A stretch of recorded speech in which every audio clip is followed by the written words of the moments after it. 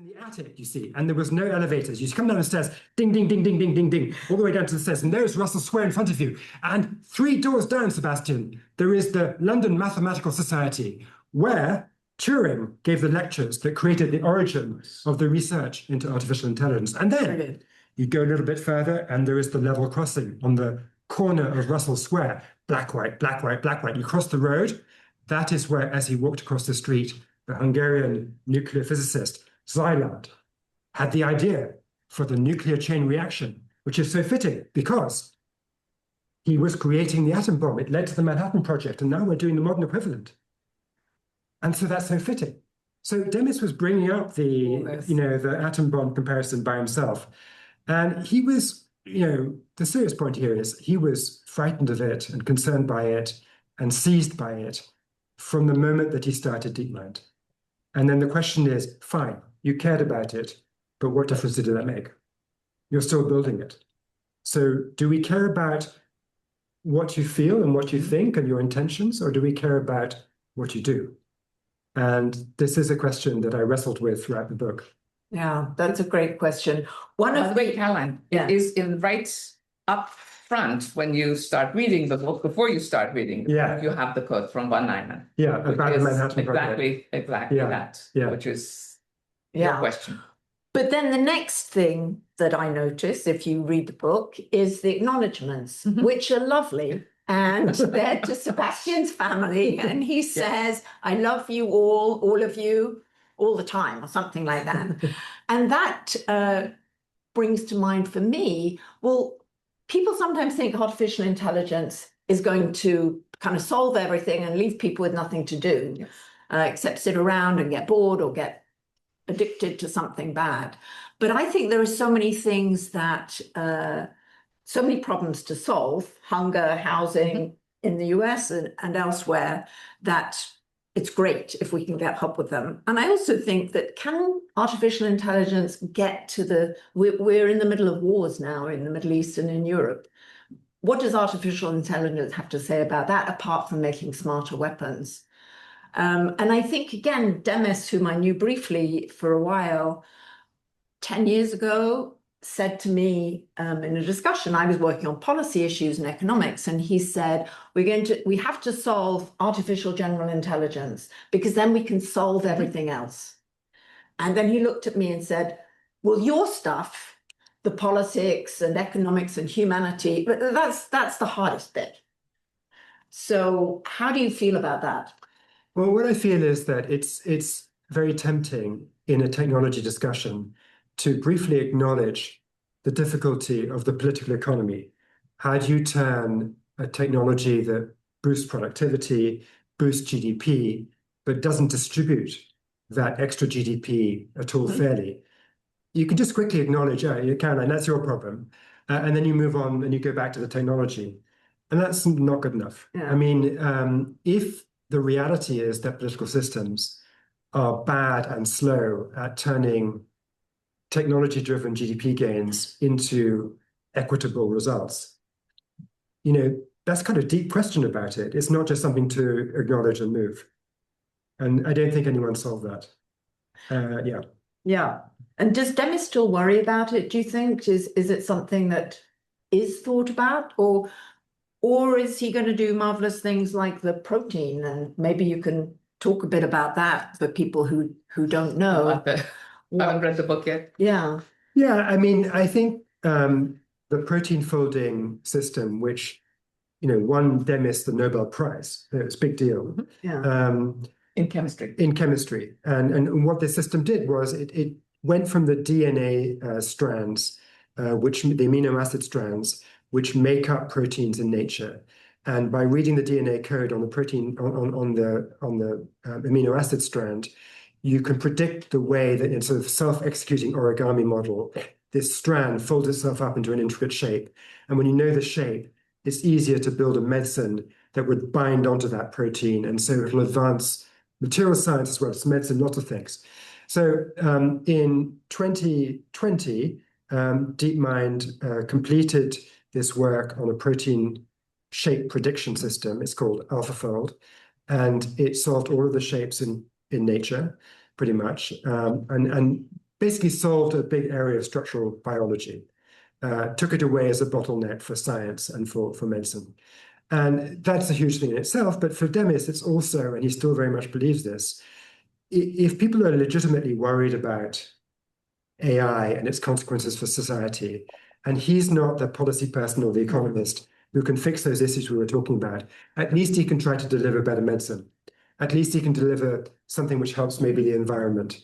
And so that's his way of making AI good. But he has also been critical of Silicon Valley, of Bay Area, of the way venture is done. But has he sold out now to Google? Literally, not just figuratively? That's a good question. I mean, so let me just sort of set the table here. In 2014, he sold a company to Google. And he did this because he was sick of venture capitalists and he didn't want to raise money from them because it took up all his time. And he had this expression when he didn't like things. He said, I don't want this part of my brain to grow. I don't want to be more, getting better at doing fundraising with VCs. So he sold the company to Google and that solved his financing problem. Now the critique today would be because you're owned by Google, you're forced to build large language models and compete with OpenAI, and really should be doing AI for science. That would be better for the world. And his response would be, look, I'm doing both. I'm still, AlphaFold 2 won the Nobel Prize. They're now on AlphaFold 4. They're still pushing at the frontier of drug development with AI. And also that, at this point, AI has matured to a point where building a large language model does advance the science. I think there's a misperception in the public debate which says that, there's a whole alternative path which doesn't involve large language models, doesn't involve huge amounts of compute. And then people start saying words like neurosymbolic. And I think all of that is wrong. That the way we're going to get great robotics and better medicine systems is actually by building on LLMs, not by throwing them out the window and then doing something different over here. So I think Demis feels that there's no contradiction, no dichotomy between developing great large language model products and advancing computer science and AI. You spend so much time with him, more than 30 hours, and then over 100 hours talking to other people.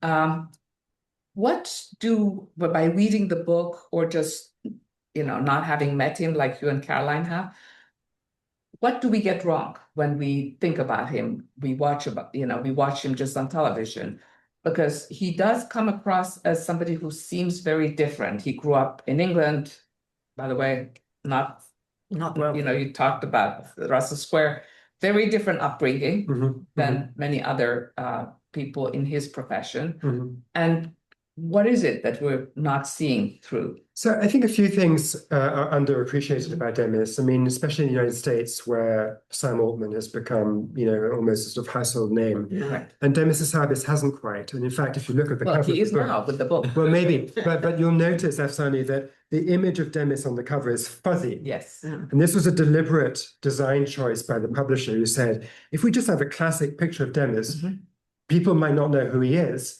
That won't sell the book. So we need to have a fuzzy image where he just looks like another geek. And a sort of mysterious geek will sell the book, even if you don't know who Demis is. So this, in fact, is a tribute to the fact he's not well known. And so people don't understand, first of all, that he's not merely British, but he comes from an immigrant background. His mother was Chinese Singaporean and father is of Greek extraction. And this melting pot phenomenon, people talk about it in Silicon Valley and say, oh, all these Silicon Valley startups, high proportion started by immigrants. Guess what? Same in London. That's quite interesting. Second thing people don't know is that, OpenAI was founded in 2015. Right. And that marked the sort of starting gun of the US sort of AI race. And by the way, we were early investors. Congratulations. You probably wish you could get out now, but that's a different debate. But Demis, that was 2015. Demis had this vision that he was going to build powerful AI in the mid-1990s. People don't understand how incredibly early he was on this. They maybe don't get that he was a neuroscience PhD. Why neuroscience? Because he was so early in building AI that at that time, to understand even what intelligence is, you needed to understand the only existence proof of intelligence, which was the human brain. So before you could build artificial intelligence, you had to understand existing intelligence, and that led him to neuroscience. And then perhaps there's another side, a last thing, which is that he had this background as a gaming entrepreneur, building video games. And the reason this matters is if you ask the question, how did Google come from behind and get even with OpenAI between ChatGPT coming out in 2022 and then the end of 2025 when the Gemini system was rated higher? The answer is that they used a gaming methodology for organizing the research. In gaming, you have teams of coders who have to work together to produce one project on a deadline. And they applied that same idea. It's called a strike team. And I think that explains a lot of how the Demis team at Google DeepMind managed to catch up quickly. It's fascinating. Now, for those, many of us wonder what it will do, either big picture AI or what it will do to money and investments and power use and all the rest of it. But not that many people know as well as you must do by now, what the hell is it? Excuse me. So is it just looking at a lot of stuff and then coming up with, an essay that the student no longer needs to write for themselves? Or so tell us a little bit about this learn. You mentioned don't throw out large language models. DeepMind suggests there's something very deep in learning that machines can do. So tell us about that. I'll make two high-level points, which I found helpful in understanding what AI really is. The first thing is that before AI came along, software was basically deductive. One thing followed from another. And what changes with artificial intelligence is that it's inductive. It's learning from examples as opposed to pursuing logic. So it looks at examples and then it sort of induces some truth, some understanding, some observation. Now, the thing about induction is that you need a lot of examples. If I look at 10 New Yorkers and observe their morning habits, I will conclude that all human beings drink coffee every morning. If I look at 1 million human beings, then I will understand that's not true. So the point is, you need to look at enormous numbers of examples to have accurate induction, almost an infinity of examples, which is why I call the book The Infinity Machine, and why I think that, scaling the models and putting the whole of the internet into them and making them just crazy expensive and big, this is what you do with induction. You get as many examples as you possibly can. So I think that's the first point.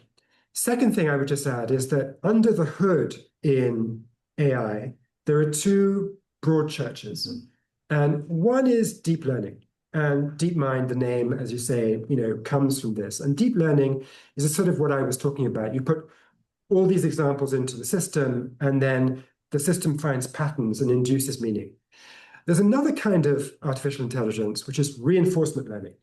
And this is where you learn from experience. The system, just like humans do, takes an action in the real world, sees the consequence.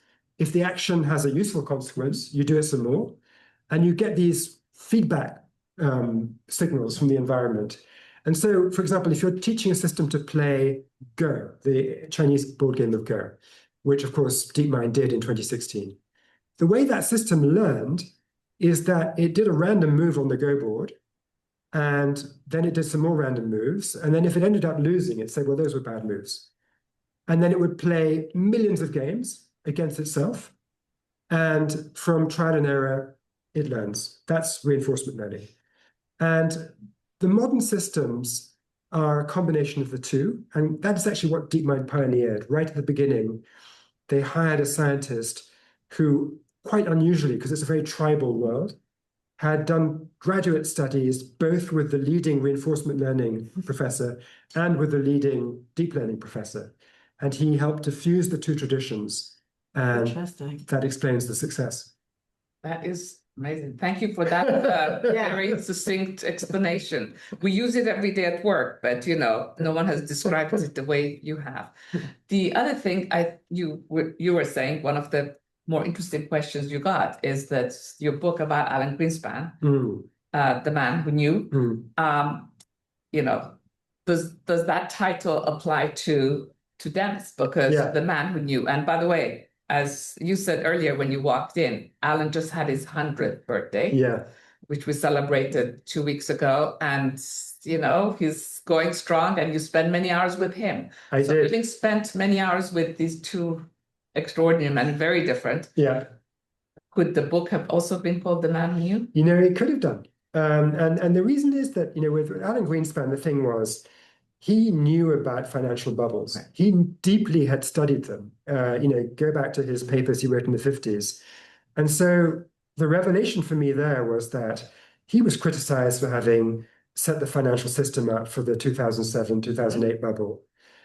And in some ways, the criticism was overstated. In some ways, it was a little bit fair. But the point is, he got into that problem despite knowing that it could be a big problem.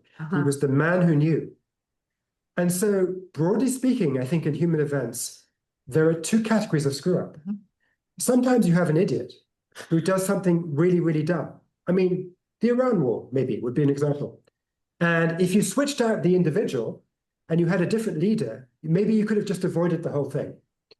In other cases, you have a leader who is very clever, very deeply thoughtful, knows what the dangers are, and yet still does it. They walk into the trap. That is much more interesting, much, much more interesting. And Demis, like Alan Greenspan, knew from the beginning that AI is dangerous, and yet he's still building it, and it's dangerous. So are there ways to make it less dangerous, or is the attempts, and right now there's obviously a lot of debate about regulating, not regulating. Is there any way that regulators can figure out how to make it safer, or are we going to do trial and error on that? So I think there are two very clear regulatory interventions that would make it safer. It's not a difficulty of understanding what they are. First thing is, just like the Food and Drug Administration, not allowed to release a pharmaceutical into the world unless it's safe. Guess what? AI is also dangerous. You should do the same thing. There should be an AI Safety Institute, which was set up by the Biden team, but has been slightly kind of reined in by the Trump team.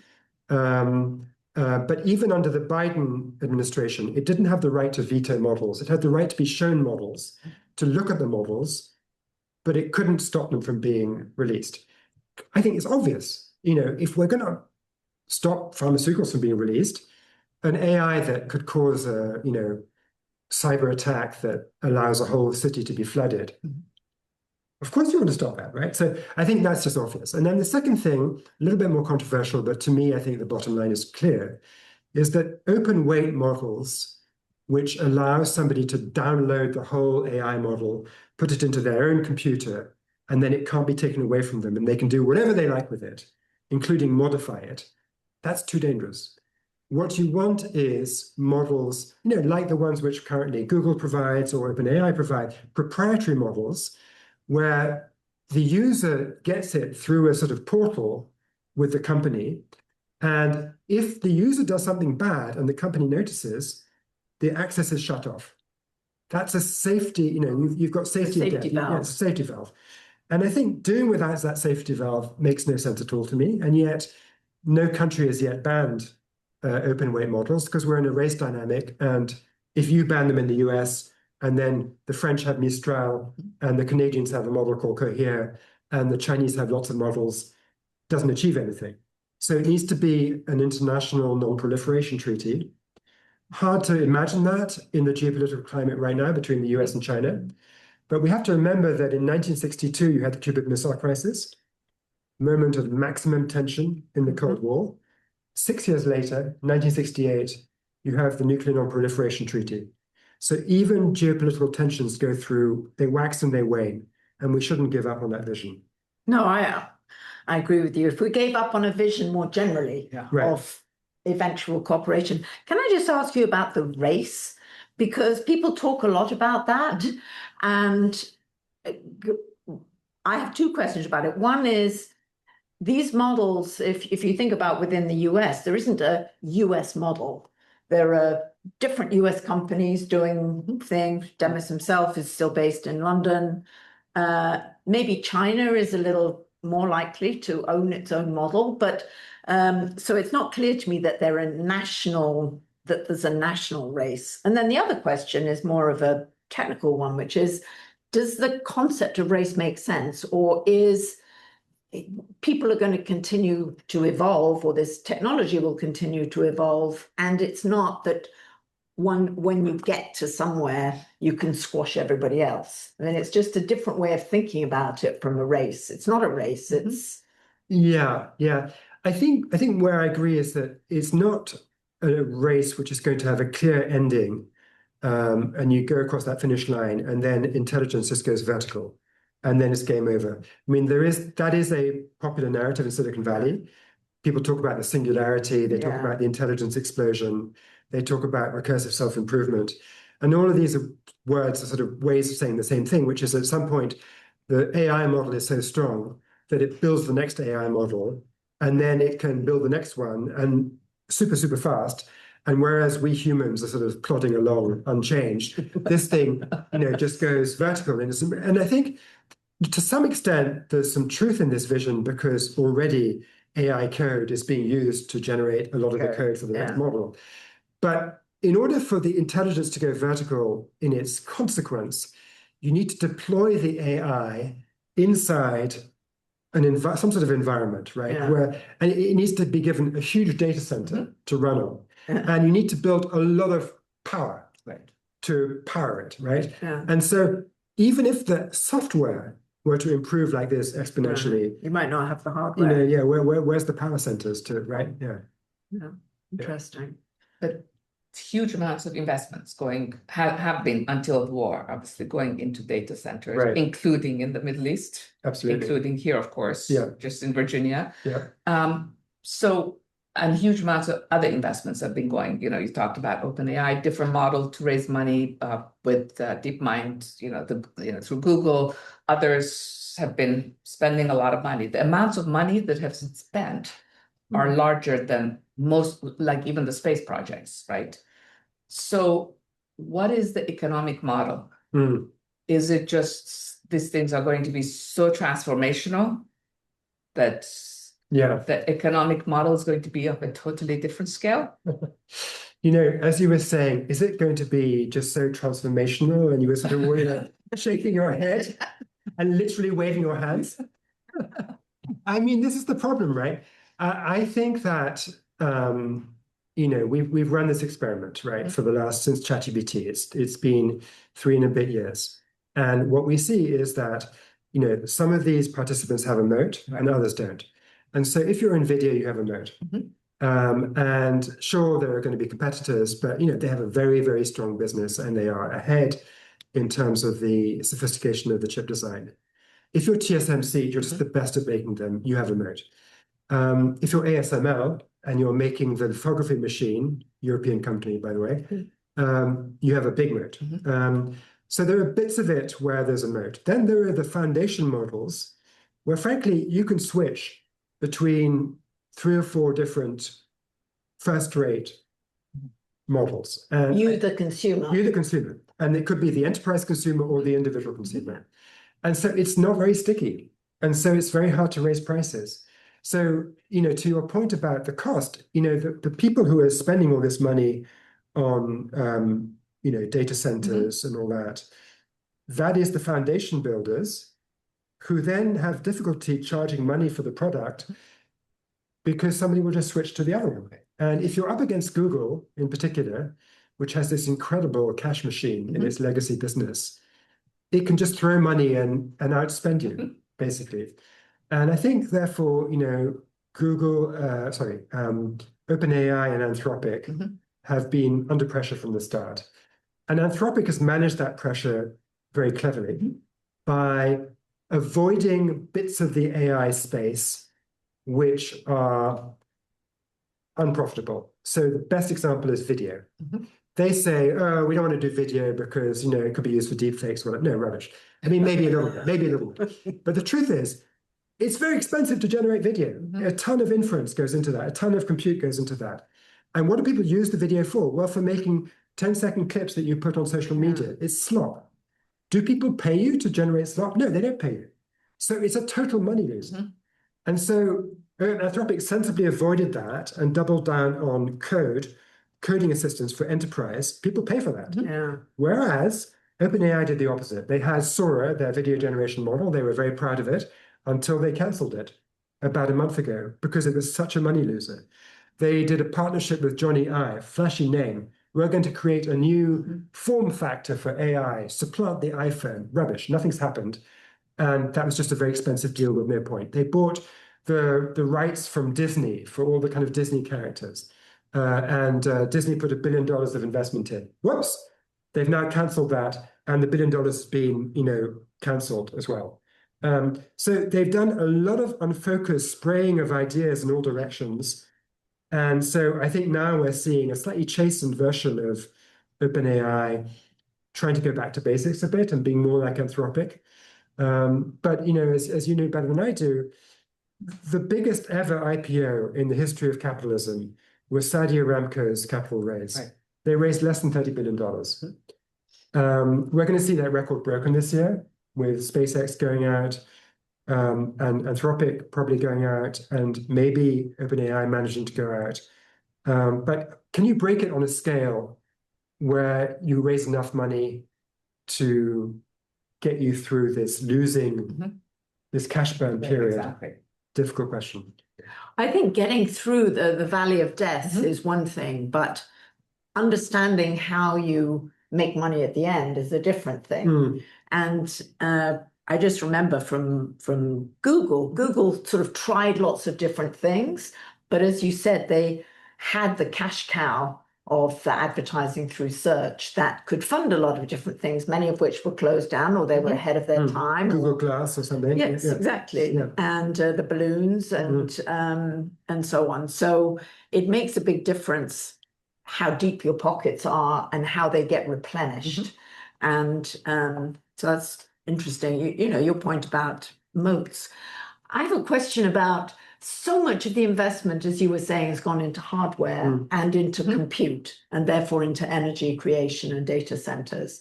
Is there an effort going on, or should people be thinking of an effort or fearing an effort to make it much more efficient to create the power that you need for the compute, or to make the compute much more efficient in its use of power?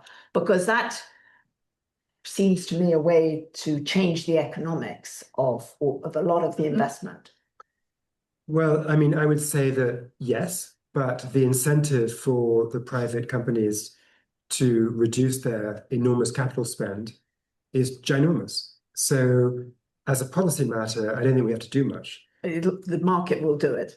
Yeah, and they are doing it. I mean, a lot of the increase in maybe there's something people don't know enough, but a lot of the increase in the performance in foundation models is driven not just by scaling up the compute or scaling up the data, it's actually by better algorithms, which generate more output, more performance for a fixed amount of inputs.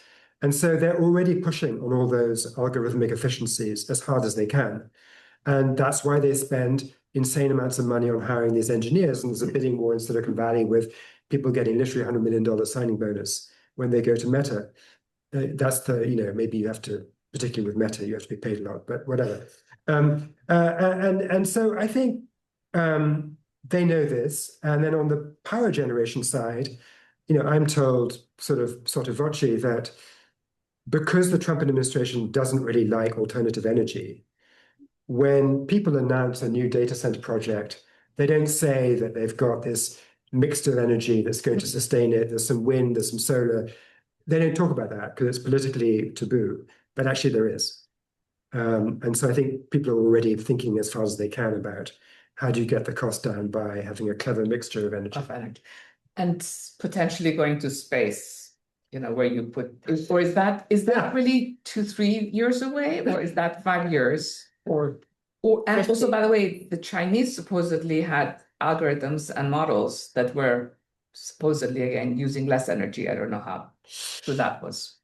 When DeepSeek, the Chinese first really powerful Chinese model, came out in January 2025, there was this number thrown around, $6 million is what it cost to train it. I'm pretty sure that was nonsense. it was nonsense in the sense they only counted the last training run. Right. And so they were not counting all the kind of The history. preparatory work. It's also fair to say, though, that it's easier for China to be cheap because they do what's called distilling of American models. It's much easier to build the next model if you're playing catch up. Because let's say you've got already a pretty good general model, but you want it to be very good at doing physics problems.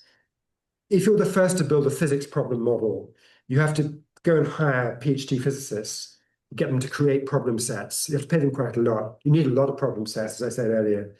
And that's all very expensive and time consuming. But once there is a physics solving model, the next people just go to that model, ask a whole lot of questions and get lots of answers, and bang, you have your data and you train your own model. So it's much cheaper to be a follower, which, by the way, raises a question about the US strategy in this space. We want to lead. We want to lead. Well, you're basically subsidizing the followers. The followers. It's kind of like pharmaceuticals, where Americans get the cutting edge drugs first, but they pay through the nose, and then Europe says, ha ha ha, you paid for the R&D costs. We'll buy for a quarter of the price. They're kind of free riding, which is what the Chinese are doing on AI. Yeah, right.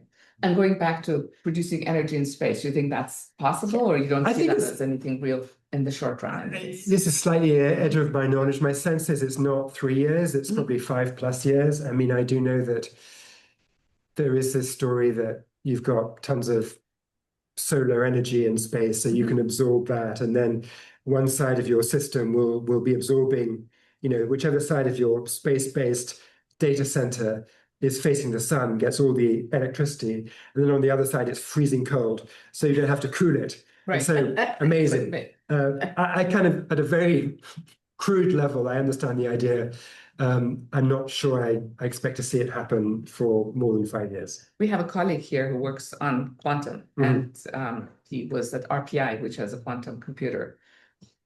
Is that sort of something which you think is going to change what we're talking about, again, in terms of energy use and the scale of what we're talking about? Again, when you talk to people who seem to know a lot more about quantum power, it's 3 years, 4 years away. But what did you talk about this? Is that the subject of the next book? Is that something you thought about? Yes, I think quantum is fascinating, first of all.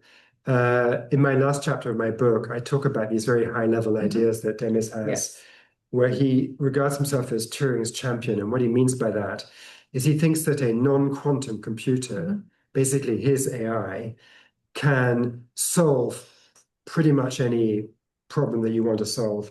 And you don't really need quantum thinking for that. And in his Nobel lecture, he has this very cunningly sort of disguised hint about this, that this is his scientific agenda if he ever had time to pursue it. If he ever retires to the Princeton Institute of Advanced Studies, following the model of Oppenheimer, the Oppenheimer discussion again. This is what he wants to work on, and I explain this in the conclusion. But I think that my sense, again, not super deeply informed, is that I meet the kind of head of the quantum effort at Google, and he's full of exciting developments, and I think, wow, this is going to break through. It should be my next book. Right. And then I talk to a senior Google executive, and they say, yeah. But if you talk to IBM, CEO, you will say 2-3 years. Oh, interesting. Okay. So all right. Anyways, not that you need to start another book immediately, but maybe just in a week or two. Exactly. Goes for a while. Exactly.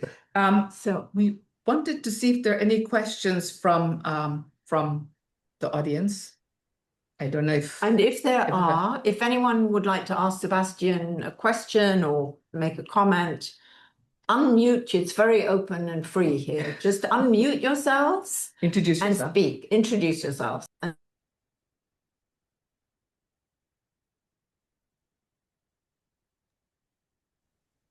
Hi, Sebastian. Hi, Afsaneh.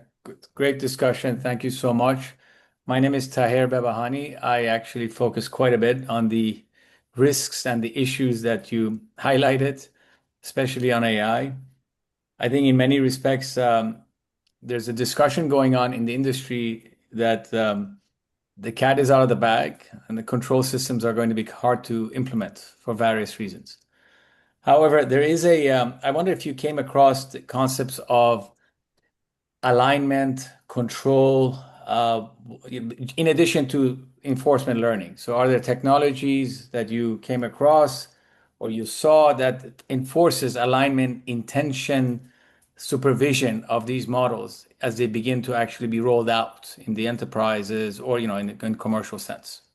Yeah, great question. So yes, I mean, alignment is a big area of active research. And what it means is, how do you align an AI system with human priorities, human values, make sure it doesn't attack us, make sure it doesn't go haywire. And, in my later chapters, I spent quite a lot of time with this person called Jeffrey Irving, who's very interesting because he, along with Dario Amodei, teamed up at OpenAI to try to make AI safe. And paradoxically, the way they thought they could align the AI with what humans wanted was to make the AI understand human language, natural language instruction. And that led them to push for the scaling up of GPT, the first GPT, and that produced GPT-2 in 2019, which was extremely strong relative to the first one. So it's this constant paradox that the alignment people sometimes end up pushing the performance, not just the alignment. And so I spent time with Jeffrey Irving and, pushed him on this paradox. And I think he took the danger of his legacy seriously enough that he not only quit OpenAI because he thought, Sam Altman wasn't taking safety seriously enough, and then he moved to DeepMind, but then he quit DeepMind and took up a job as the chief scientist at the UK government's AI Security Institute. And that's his job now, to be a chief scientist. And one of his big collaborators in the original team at OpenAI is the chief scientist at the US AI Safety Institute. So you had this cabal of people who were devoted to alignment. And the one I know best is this guy, Jeffrey Irving. And he told me that, look, think about the game of Go. In the game of Go, there are some basic, quite simple rules. But with a few simple rules, you constrain the behavior of the AI model that plays Go, such that you can have a massively complicated Go game, and yet it's following simple rules which humans have given to the machine. And in the same way, maybe one day we can give some fairly simple parameters to a machine, and it will be constrained by those rules, even if the AI becomes very, very, very intelligent and goes off and, is able to take decisions in all kinds of different settings. It will still respect the kind of grounding that the human programmer gave it. That's the vision, that's the hope of alignment research. Now, someone like Jeffrey Irving says it can be done, but you need time. If you race too quickly on the performance side, it won't be possible for the alignment research to catch up. And there is this deep problem with alignment, which is you need to wait to have the powerful model before you can align the model. So by definition, the model is always getting more powerful. Getting ahead of you. Ahead of you. So if it's getting very quickly ahead of you, deals like that, then it's very hard for the alignment to keep up. My sort of policy response to this is to say, look, unlike the case of how do you make the labs be more efficient in the use of compute power and energy, where I think they have a totally, strong incentive themselves to do it. I think when it comes to model safety, they don't. They have some incentive to be safe because they don't want to terrify their users. Users don't like scary stuff. But obviously, the societal need for safety is a public good. There's a public good element, exactly. And so I think there should be public intervention to force extra investment in this alignment research. And I think the obvious thing is a compute tax, where when a private lab spends $1 billion on training the next model, it has to put aside 20% of that or something for safety research. And details to be worked out, but some sort of redistributive mechanism like that would be the right solution. It's interesting that there are already these people and big brains and minds that are interested in doing that, because you need that too. And I don't want to make the analogy, but it's a little bit like when we used to talk to Alan about the regulation, right? There's safety regulation for financial markets, and he used to say, you can never regulate because financial, private sector is going to be ahead. Yeah. So you can't keep up.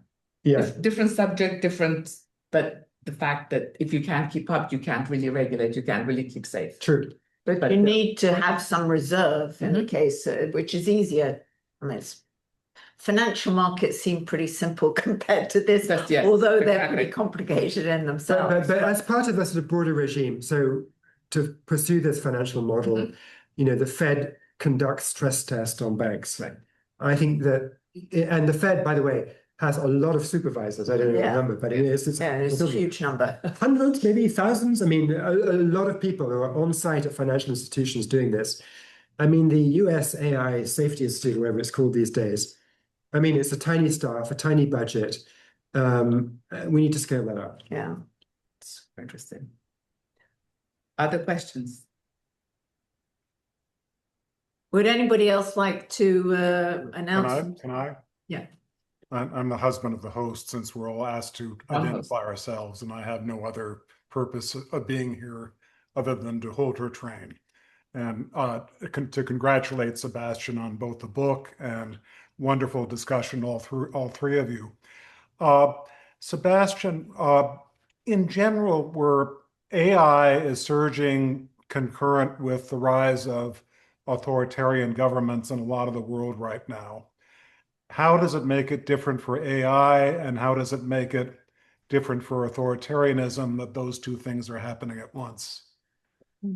Yeah, that's a great question. Thank you, Michael. I mean, I think it is the case that AI is already in the hands of authoritarian regimes like China's, and they are using it to improve their surveillance of the civilian population, and they will use it for weapons. And if the flaw with central planning in the old Soviet sense was that you couldn't aggregate all the data in the economy and make sense of it and make central decisions that worked. Well, now, the big centralized brain, if we rename that thing, not the planning committee, but the data center, it's a lot smarter than it used to be. And so I think it does tend towards centralization. And that is worrying. I think on the plus side, I did go to China for 8 days in March, and I met all these AI leaders, both in the academy, top AI researchers, and also the CEOs of various tech companies. And I was impressed by how much concern and willingness to discuss safety I encountered. The kind of stereotype in Washington when you hear a China discussion is, look, the US and the Soviet Union had the experience, the muscle memory of the Cold War, the fear of nuclear apocalypse, the Cuban Missile Crisis, all those near misses. And so we understand that technology can pose an existential risk. The Chinese don't get that. Their experience of technology it's about modernization and growth, and they love that. And their sense of what could be catastrophic is really a political catastrophe coming from, Maoist leadership. And so they just aren't on the right page when it comes to talking to them about safety. And that, I love history, and so I'm disposed to kind of sympathize and be beguiled by that kind of historian-based argument. But when I was there, I really did find that it wasn't the full truth, that there is at least a sort of, amongst the technical elite and the business elite, a very active discussion on how to control, and terms like alignment research. I mean, literally, one of the top AI people in Beijing said to me, we have a window now to do alignment research, and we need to take it. So it's interesting. I think I was left feeling that the stereotype of China, if you only sit in Washington, as many of us have done since COVID, because it's been harder to go. I was personally glad that I went back to China for the first time since COVID, and I talked to people directly. That's very reassuring. You've made my day. Thank you. Sebastian, thanks. Oh, yeah, great. Go ahead. Oh, I just want to say thank you, Sebastian. When I joined RockCreek back in 2013, More Money Than God was the first book handed to me, and I was encouraged to read it, and I've enjoyed all of your work so far. Um, DeepMind's obviously become a launch pad for really elite AI talent. We're investors at RockCreek, and David Silver's new company called Ineffable Intelligence. They've just raised $1 billion from Sequoia.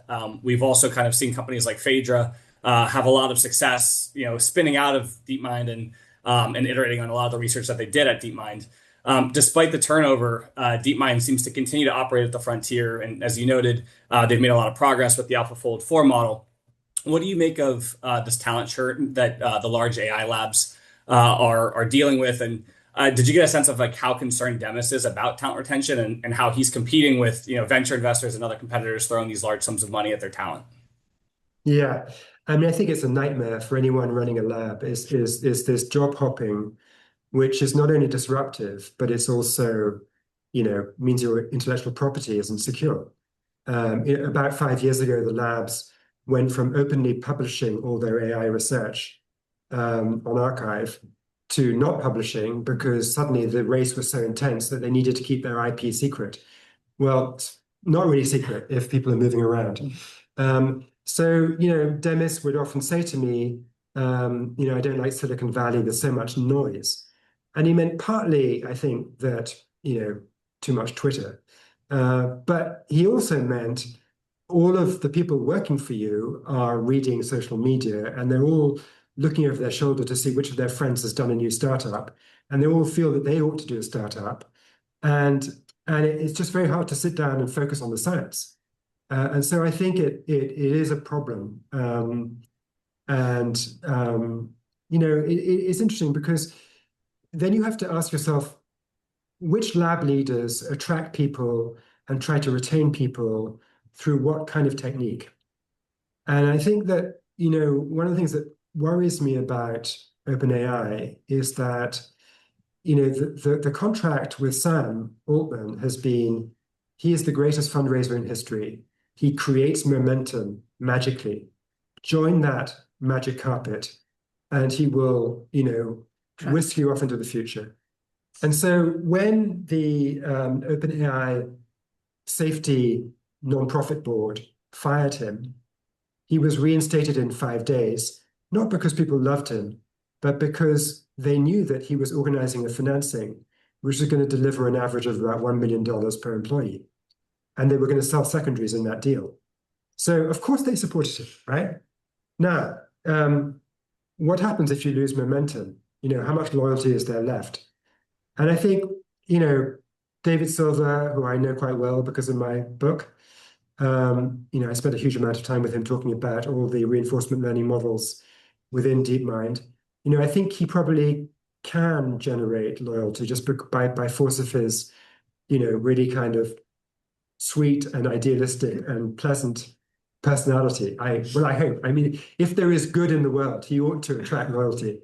But I think that's a judgment that maybe one has to make in evaluating new AI startup leaders. It's like, what's the secret sauce which will enable you to not only attract, but then retain people? And presumably there's an issue of what is the goal? And clearly, as you were talking about some of the almost crazy seeming amounts of money, for many people that is, but at a certain point, or there are some people who are thinking, I'm very interested in the science, for example, and I'm very interested, or I'm fascinated by and energized by thinking about how to solve a medical problem or some other human problem. There are other motivations for. When Alex Wang, the founder of Scale AI, moved to Meta at an incredibly large amount of money in the billions to become the new leader of the AI push at Meta, and then proceeded to pay enormous amounts of money to hire other people to come and join him. I happened to be at a conference where he was, and a prominent a prominent tech leader rounded on Alex and said, listen, you're poaching everybody in sight. It won't mean that Meta does well, because Meta never does well with AI, said this person. but it will mean that you disrupt us, and then China will get ahead, and then we'll all be in trouble. How do you feel about that, Alex? So this sentiment is very much around. Did you hear what he said, or? He's sort of, Alex is charming. Yes. Alex has a light touch. Alex is delightful. And he sort of just laughed in a very nice, friendly way. And his interlocutor looked at him in the eyes and said the same thing again. Lovely. But on that note, I think any of you who would like signed copies of the books, please send us a note so we can get Sebastian to sign them for you later and send them to you. And let me take this occasion to thank you, Sebastian. We're very excited about the Infinity Machine. Thank you. And we look forward to all the future books. Thank you. Thank you. Yeah. Thank you both. Thank you very much. Thank you. Thank you very much. Sebastian. Thank you. Yeah, thank you. It was great. Thanks. That was fun.